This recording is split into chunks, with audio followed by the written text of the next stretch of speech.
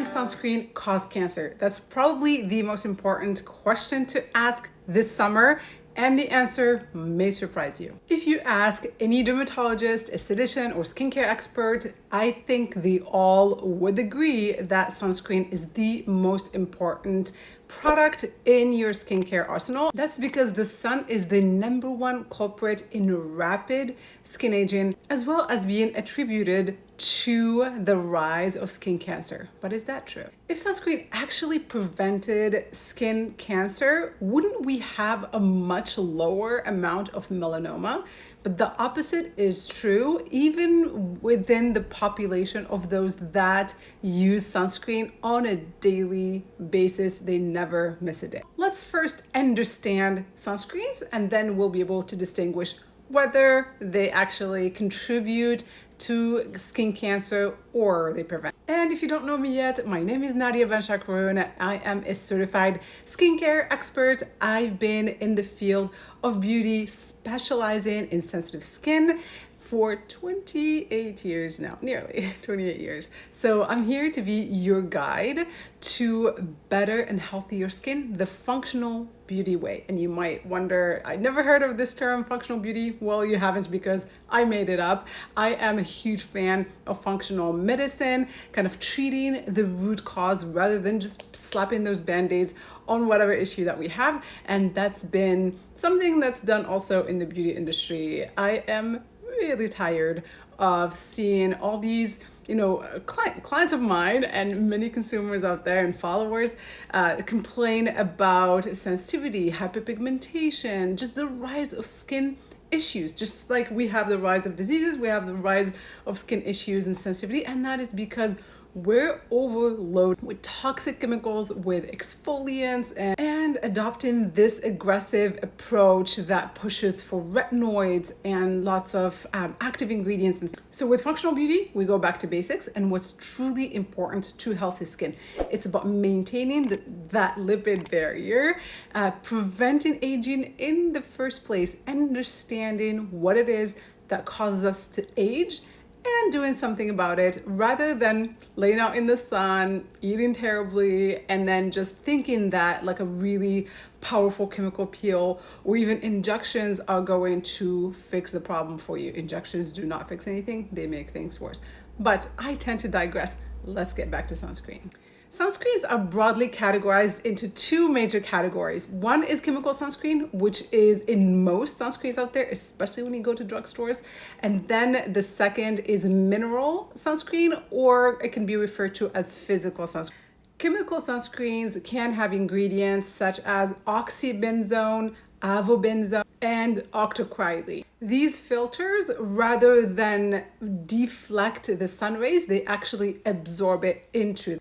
By contrast, physical or mineral sunscreens actually block the sun and scatter those UV rays. In the 1960s, sunscreens started containing para-amino benzoic acid, which is also referred to as PABA. This effectively blocked UVB rays rather than UVA rays. If you're wondering, UVB, so B stands for burning, the A stands for aging. So UVB rays are the ones that are responsible for giving you a tan, a sunburn, and also melanoma. It's not all bad. UVB is also what gives us our most essential immune boosting vitamin.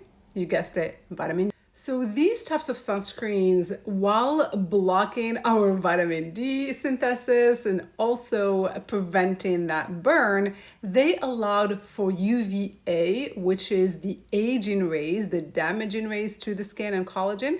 They allowed it to penetrate really deep. That was not really a concern at the time, only to find out that UVA actually can contribute as well to basal cell carcinoma. So it is thought in recent scientific studies that the selective blocking of UV rays, so blocking UVB alone rather than having a broad spectrum protection, actually contributed to the rise of melanoma in recent years. Additionally, the reduction in solar UVB exposure affected our health in general by reducing our absorption of the most essential vitamin, which is vitamin D. So that contributed not to skin cancers, rather to other internal cancers. Another factor that was ignored for so many years until very recently with the rise of functional beauty and clean beauty is the type of filter in itself.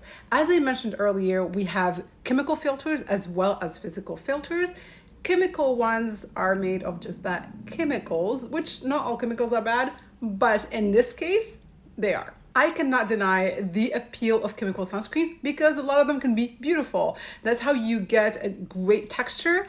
You get a spray sunscreen, so you can manipulate the formula to make it smell amazing, to make it really light, to make it absorb really quickly, not be pasty, but that all comes at a cost. Those chemical filters, first of all, can be very unstable, hence requiring additional preservatives, which are not healthy for us, stabilizers, emulsifiers, so all things that absorb into our bodies along with those sunscreens, causing other issues. One ingredient that truly stands out when it comes to chemical sunscreens is benzene. Benzene can be found in so many consumer goods, fragrances, and a lot of other things, but mainly many sunscreens, and that is a flat out carcinogen. In fact, there was a report published by this lab Valisher that I wrote about it a while ago. You can probably dig in the beautydoctrine.com to find that blog that really links up all the information. It lists all the sunscreen brands that were tested. But anyways, they tested a bunch of different brands and found that the majority of them contained benzene. I'm surprised to know that benzene is found in gasoline, crude oil, cigarette smoke, and our consumer products that we're slathering all of our faces in fear of developing cancers. We're actually introducing a very powerful carcinogen to our bodies.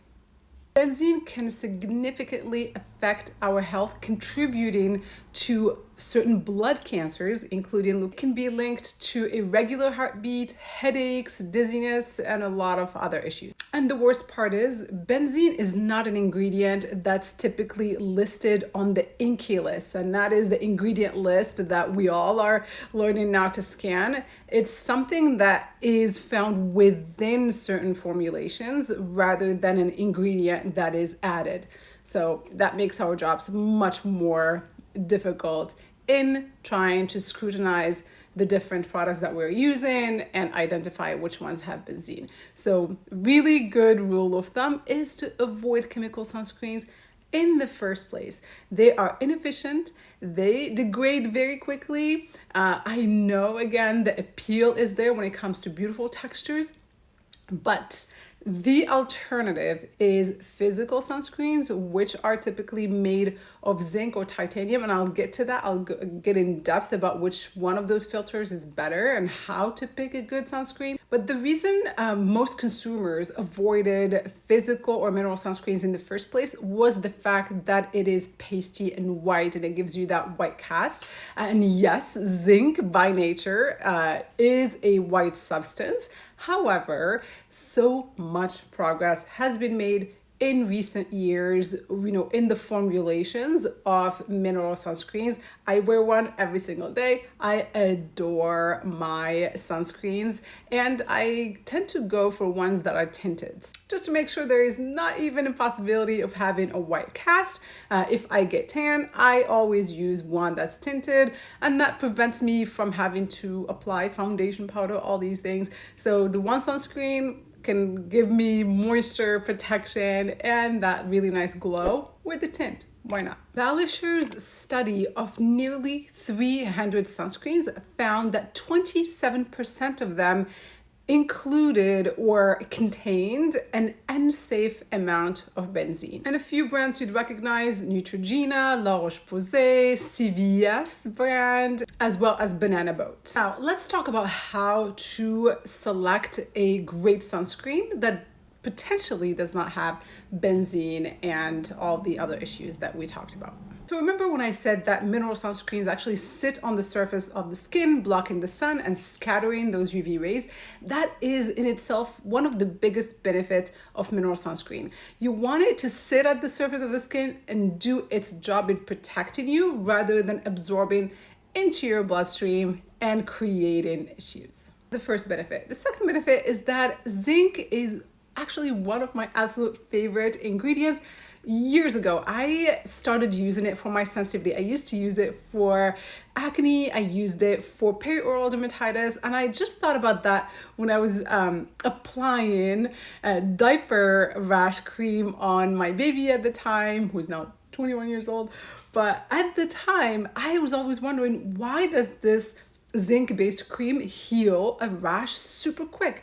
And so that's when I started digging into zinc, and I discovered that it's one of the best ingredients that can be applied to the skin. So it's not about just protecting from the sun, it is a protective element from so many other things, and it's very healing and calming for the skin. So I've discovered zinc and have been using it for a very long time before it became such a celebrity in the sunscreen realm. Beyond all that, zinc is the only mineral filter that provides you that very needed UVA and UVB protection. And so don't be looking for mineral sunscreens just because they say so on the bottle. You want to specifically look for a mineral sunscreen that is based on zinc oxide.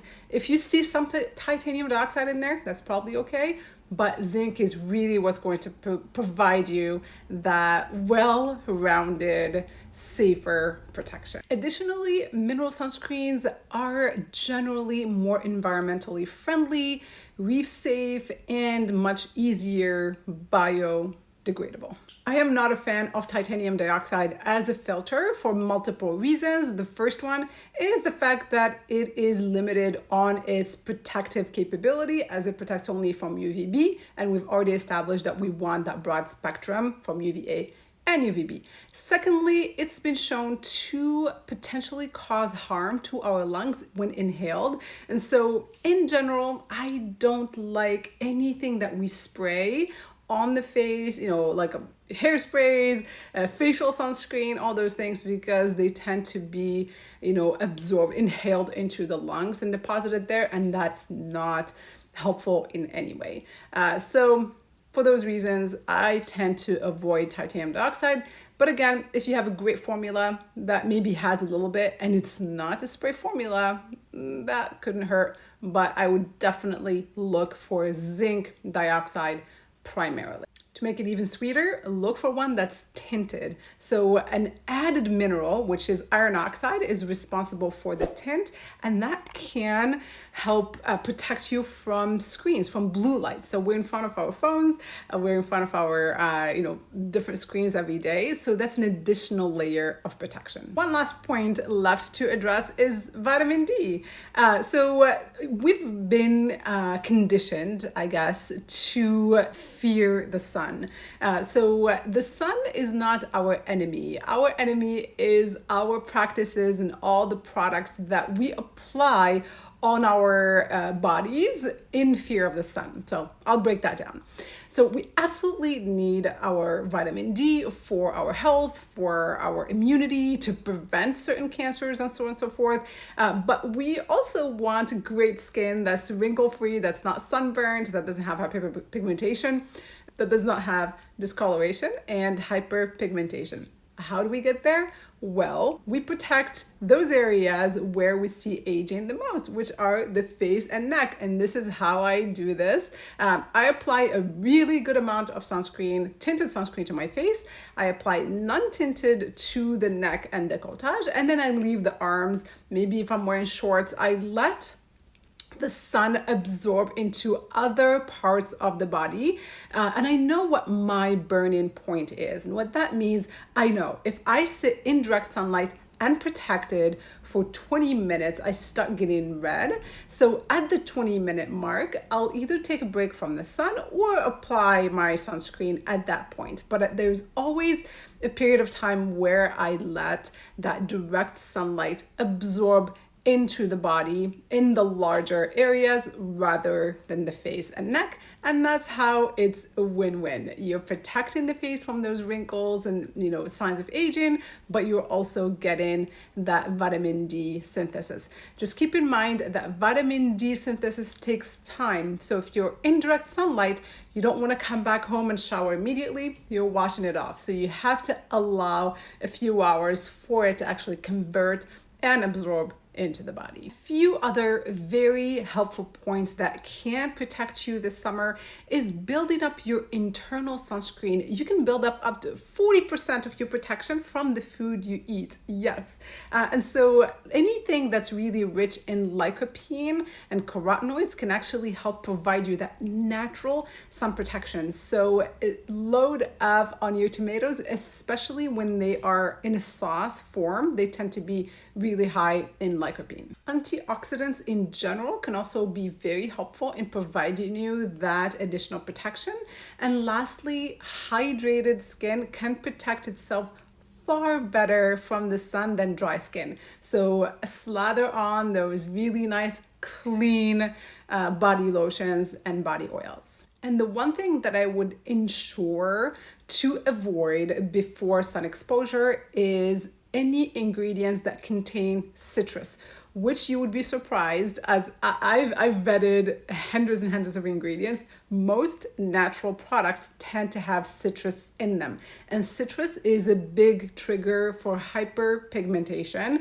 So read those ingredient lists, avoid citrus essential oils such as bergamot, neroli, lemon, lime, orange peel. So grapefruit, anything that sounds citrusy, you don't want to be applying it and going out in the sun.